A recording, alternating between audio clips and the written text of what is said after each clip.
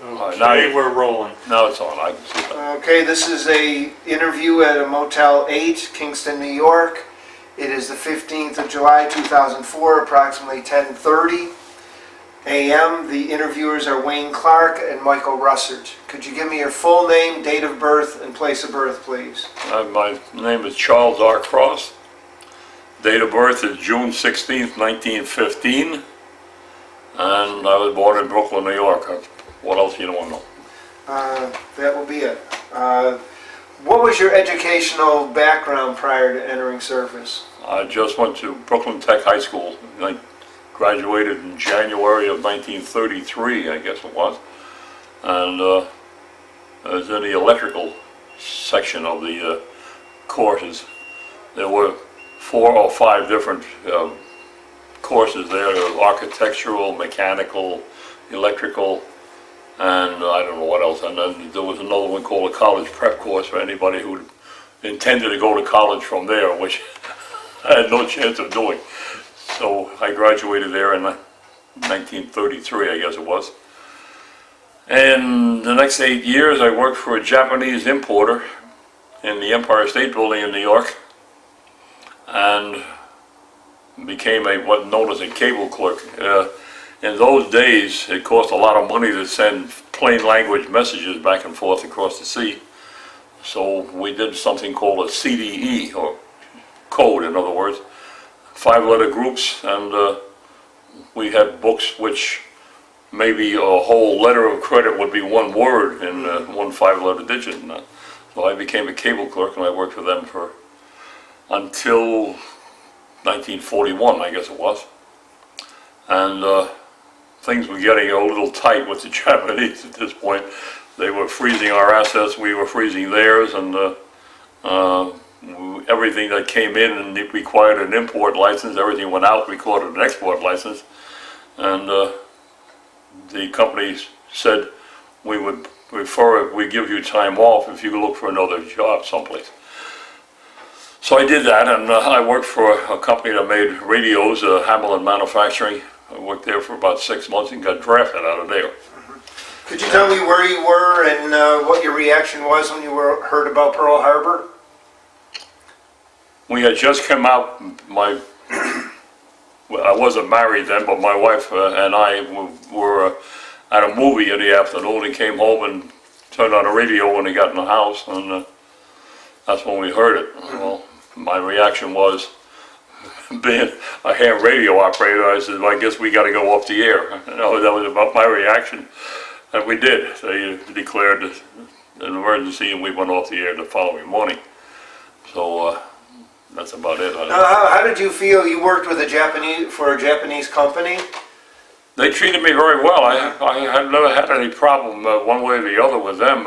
Matter of fact, my boss was one of my best friends, and a little Japanese guy named Ayama.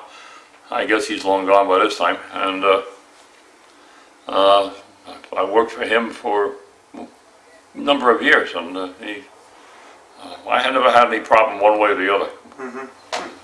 Okay, so you were drafted. Yes. Okay, when were you drafted? That was Friday the 13th of February, 1942. Okay. I did everything on Friday the 13th. That was the day I went into Normandy as well, on July 13th. Okay. Now, where did you go for your basic training? I was at Fort Dix, and they gave an exam, and I aced that exam with GE electrical exam or something. And they said to me at that point, the only place you could go would probably be Signal Corps. So when I got my orders, they put me in the infantry in Camp Cross, South Carolina. So I put in 3 months, I guess, in February until, must have been April anyway. And somehow or another, I got transferred back to the Signal Corps at Fort Monmouth, New Jersey, and went through a course as an enlisted man. Fixed station radio, War Department radio operating. I did that in about 5 weeks or so, and they pulled me out of there, and I did Japanese code. for the next 3 months, and then because I had applied for OCS, they held me back, and the rest of the company went to Camp Crowder, heading for the Pacific. I was held back at Fort Monmouth and went into OCS in September 42, yeah. I graduated as second lieutenant in December 18th, 1942, and with all my background in Japanese, they sent me to Florida to learn radar. It was the typical Army.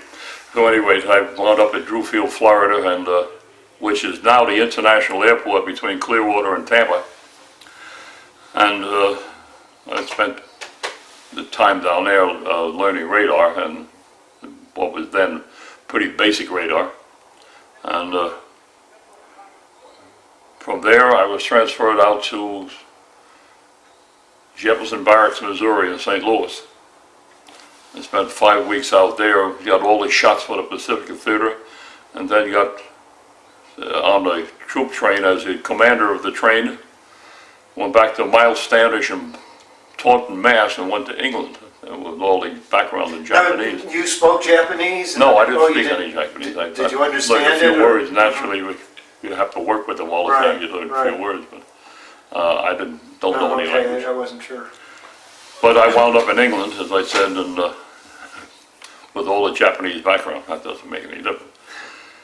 Then, as I said on my report there, I commanded. First, I was with a company up in northern England, and I was transferred from there to their higher headquarters, and I stayed there for a couple of months. And then I was assigned to what became my permanent designation when the 877 Seagull. And I stayed with them for the rest of the conflict, I guess. Now, did you mention that you landed at Normandy? Beg pardon? Not on D-Day. Well, on July the 13th? July the 13th, 1944, that was... Was there any evidence? D plus 37. Well, we went into Omaha the same as the troops did on D-Day, I guess. But by that time, it was pretty well cleaned up, and it was pushed back in about 10 miles back, I guess. We went to an encampment in a little place in Normandy called Le Mollet, and we were there from July until, I guess, September. And then we moved down to Reims, France. R-H-E-I-M-S, Reims, as they pronounce it, Reims. And we stayed there until, I guess it was about April of 45. And then we moved to Mönchengladbach in Germany, near the Ruhr Pocket. And then in June of 45, after the war ended, I was bumped, didn't have enough points. Somebody was sent down to replace me. My major said, "You go with us anyway. We'll take the idea that transfer orders take precedence over movement orders," or something along. I don't know what he said, but anyway, I went with him to Camp New York. But then my replacement came down, and I had to go back. Now, with your unit, what did your unit do? I was with the 16th Air Depot Group, which we did the repairs and supply of all the communication equipment for fighter aircraft in 9th Air Force. And we were part of 9th Air Force Service Command. And I don't know whether I mentioned that anyway or not. But anyway, our Service Command headquarters was in Luxembourg, I guess, about at that time. And we operated it from there. As I said, the group did all the maintenance and supply for the 9th Air Force fighter planes, and that's what we did. My company was doing all of the onboard radio and radar with all the fighter planes in the 9th Air Force. We're one of several groups of them. Did you find that you had to repair the equipment quite often, or did you? Well, I wasn't doing any repair. Well, I know you were in charge of the group, communications right? grid itself, Yes. but We did a lot of repair of radios and radar that went into the fighter plane. When we were in England, well, in France too, our depot group was supplying what we called service groups, and those service groups were at the airfields where these planes were being, and they maintained them at that point. We were the higher echelon, like third and fourth echelon repair back in our place. And but I did a lot of traveling in England at that time down to the Dover coast, where most of our service groups were. And, Now I noticed in here you said that one experience that you had was to watch from the coast of England from England the planes that went overhead to the Normandy invasion. Could you describe that? June 5th, the night before they went out, our field. I heard later that General Eisenhower was on our field at the other side of the field. We weren't allowed over there. It was a restricted area. We couldn't get there for many months. And I heard that he was there when saw the glider pilots and the troop carriers off that night. And there were, I would say, thousands of B-26s flying overhead. And we knew something was going on. And then the next morning, of course, we knew that it was D-Day. But we didn't go out until, well, 37 days later, as I said. This little note on that, the Liberty ship that I went from Southampton to Omaha Beach in Normandy was called the Daniel Beard. My brother was on the pier with a transportation company on Southampton when I left. A letter from him later, when I was in France, said the Daniel Beard had sunk in the channel. It hit a mine. That was his ship that went over to France on. But he was in the transportation company, as I said. He was a company clerk for them in Southampton at the time. Nothing special I can think of any further than that. Were you ever aware in your movements of the existence of the concentration camps? No, I never was any of them. No, we only read about them in the Stars and Stripes of my magazine about it.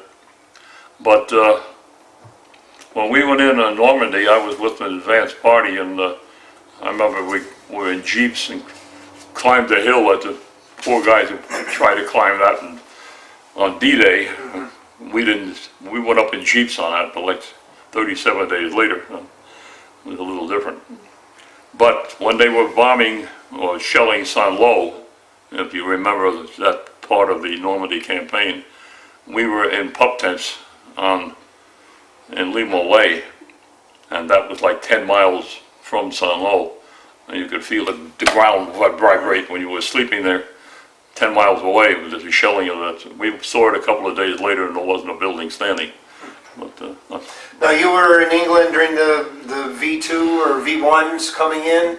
I was on leave back in London, and if you heard them, when they stopped, if you could still hear after 3 or 4 seconds after the motor stopped, you were okay.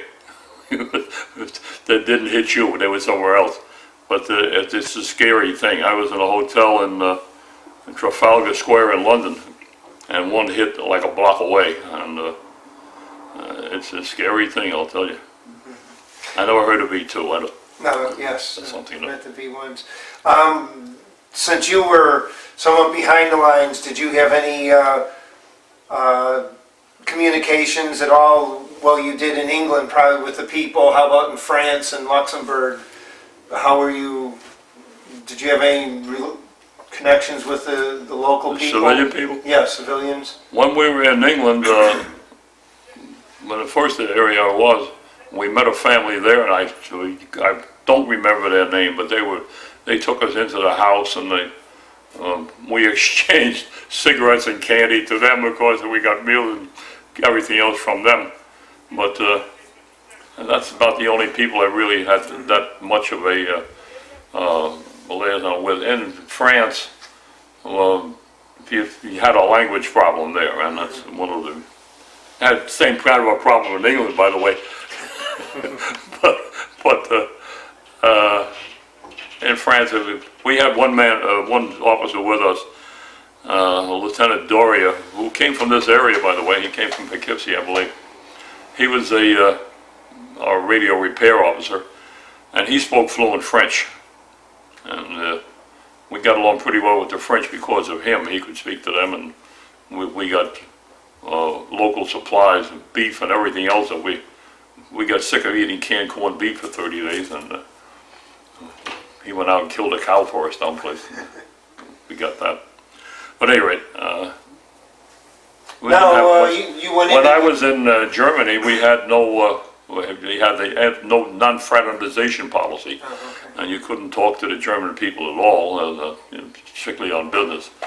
We had German people working for us in one of the camps, and German civilians, old men mostly, because I think everybody that was 10 years old or older was probably in the German army at this point.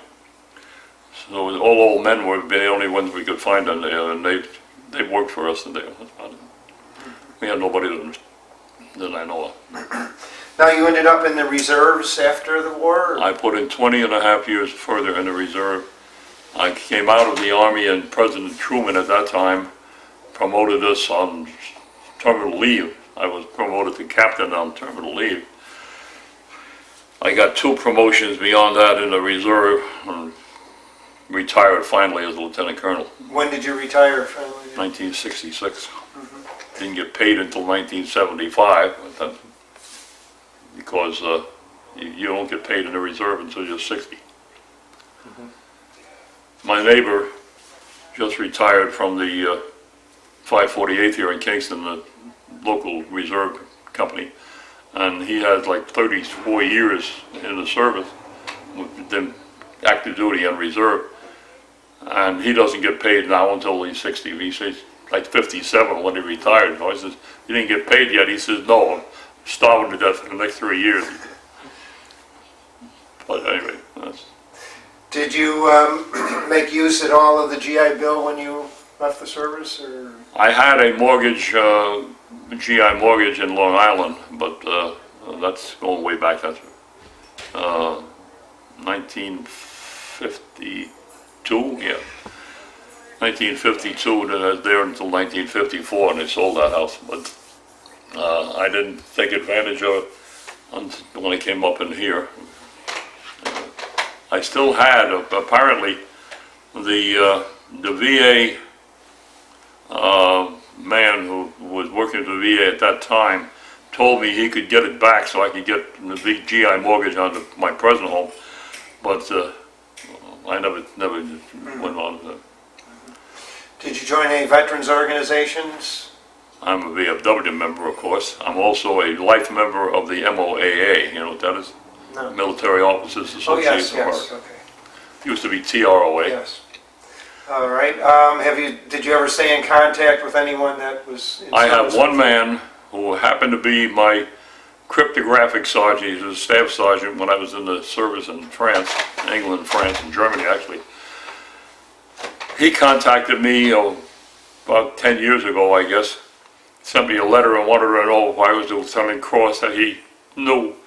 Back then, he had found my name through the computer records or something, and he and I have been corresponding since.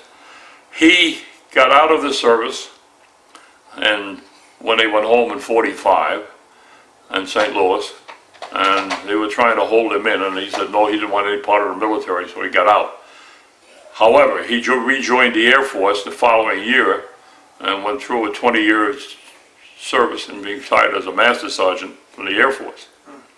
So he now lives in Moreno Valley, California, near Riverside, and he and I have been corresponding by computer mostly since then.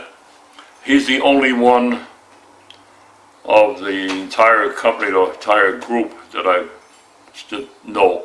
I do know through the MOAA, my old Major Plihal, died about 5 years ago, I guess, his name showed up in the TAPS column in the magazine, so I know he died, but that's the only other one that I have ever contacted in the last 60 years, I guess.